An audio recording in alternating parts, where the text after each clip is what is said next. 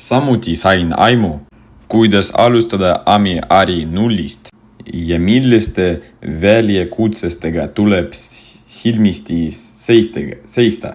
Alates töötaja ja sihtrühma välimisest kuni müügistrateegia loomiseni.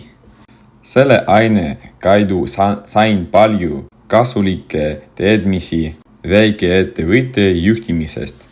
Ma õppisin, kuidas töötada retseptidega, arvutada koostisosade koguseid ja tootmiskulusid ning määrata tööte hinde, arvestades ka tööjõudu, rendi ja pakendamist. Üks huvitavamaid osi oli oma muffinifirma loomine, nime ja logo välja mõtlemine, brändi kujundamine ja turunduse õppimine.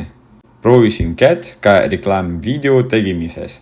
Kokkuvõttes andis see kursus mulle nii teoreetilisi teadmisi kui ka väärtuslikke praktilisi oksusi, mida saan tulevikus kindlasti kasutada. Aitäh, tänan tähelepanu eest, head aega!